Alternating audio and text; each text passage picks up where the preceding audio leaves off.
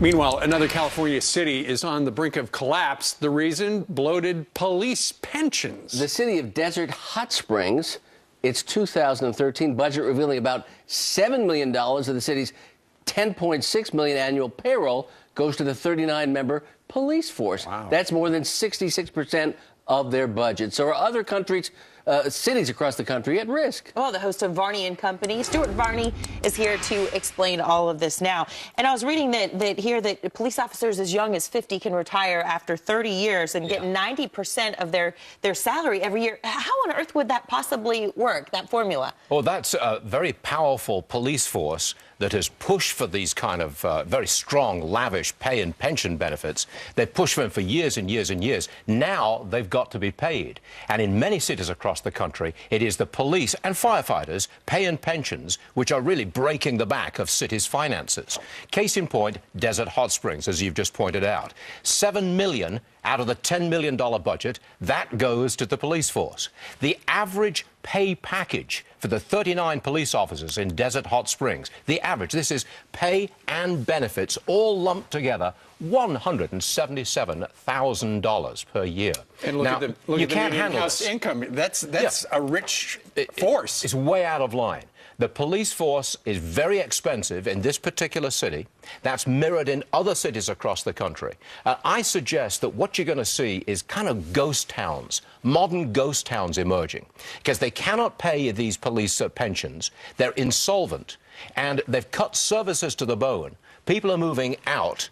And you've got modern ghost towns. They're developing all across the country, especially in California. So your objection is that you say police officers should be paid fairly. They're an important part of our society. But the issue becomes the power of unions, the power of labor lobbies in this country and bringing down cities. That's the issue. It's the union of police unions, firefighter unions, and municipal unions generally, and politicians who get votes by giving the police force, giving the firefighters, giving civil servants what they want, getting re-elected, and postponing the bill that has to be paid way down the road. This is true of countless cities all across the country. Do you think we're going to see, for instance, with what's going on in Desert Hot Springs, what happened in the state of Michigan, for instance, or in Detroit specifically, where suddenly, because they were bankrupt, they got to go back in and redo the pension deals? Precisely. Detroit is the template, because Detroit established the principle that you can go into these pension contracts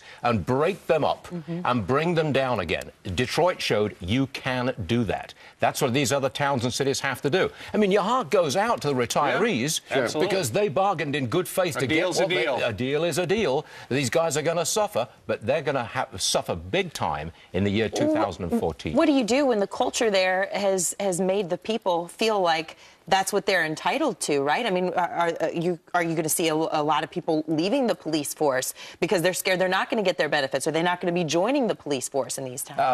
In a lot of cases, like Miami, we just put that up on the map a moment ago, there's a mass retirement of police officers right before a certain deadline so that they can lock in those lavish pay and pension benefits. That will happen frequently.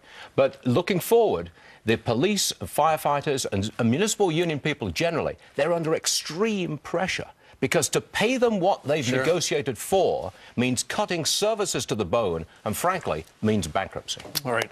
Got a feeling you're going to be talking about that and so much more over on Varney and Company. A whole lot more. 9:20 Eastern Time on the other channel, which is actually located on the other side of that wall right there. Correct. That's my home over there. All right. Happy New Year. Thank you. Good to see you. All right.